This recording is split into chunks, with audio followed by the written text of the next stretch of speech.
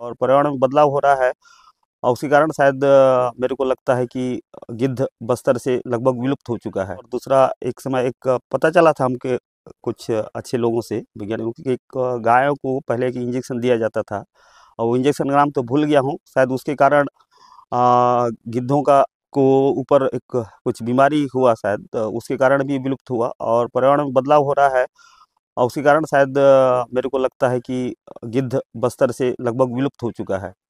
पहले यहाँ बहुतायत में गिद्ध मिलते थे जब हम लोग छोटे थे, तो लगभग 10-15 साल थे तो सब बहुतायत गिद्ध थे और देखने को मिलता था। जब कोई जानवर मवेशी अगर मर जाता था तो अगर उसको फेंक देते थे तो झुंड के झुंड गिद्ध आते थे और घंटों भी नहीं लगता था कि पूरा को चट कर देते, जो पर्यावरण के लिए लाभकारी था।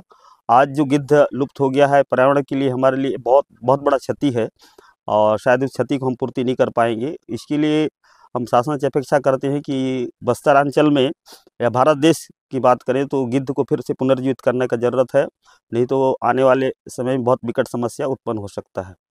जी हाँ, अभी बीजापुर ज़िले में इंद्रावती टाइगर रिजर्व और आसपास के क्षेत्र में गिद्धों का सर्वे कार्य चल रहा है और उनका संरक्षण संवर्धन का कार्य भी चल रहा है, जिसके तहत सर्वप्रथम तो लोगों में एक अवेयरनेस पैदा की जा रही है कि गिद्धों को किस तरह से हानि ना पहुंचाएं।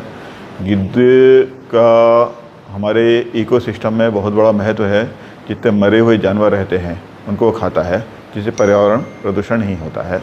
और लेकिन समय के साथ साथ मिल्क प्रोडक्शन बढ़ाने के लिए ग्रामीणों के द्वारा विभिन्न तरह की रसायन युक्त दवाइयाँ अपने एनिमल्स को खिलाई गई। वो एनिमल्स जब मरे तो वो और उनको जब गिद्धों ने सेवन किया तो वो दवाई गिद्धों के बॉडी में गई और वो दवाई गिद्धों के लिए प्राणघातक रही, जिससे कारण गिद्धों की बहुत बड़ी संख्या में मौत हुई है। पूरे इंडिया की ये समस्या है। तो फिलहाल हम लोग यही कर रहे हैं, एक प्रोजेक्ट चला रहे हैं जिसके तहत एक तो लोगों में अवेयरनेस पैदा कर रहे हैं कि इस तरह की दवाइयाँ ना करें। मेडिकल स्टोर्स में भी इस तरह की दवाइयाँ प्रतिबंधित हो गई हैं। और तीसरा कि जहाँ जहाँ गिद्ध मिल रहे हैं उनके घोंसलों को देखा जा रहा है, उनके अंडों को देखा जा रहा है और उनकी काउंटिंग की जा रही है। तो पिछले 2-3 साल के प्रयासों में ये परिणाम निकला है कि हमारे क्षेत्र में 200 से अधिक गिद्ध इस समय दिख रहे हैं। लोगों में भी अवेयरनेस आई है, इसलिए लोग भी आगे बढ़ के अब इस तरह के प्रयासों को सहयोग दे रहे हैं।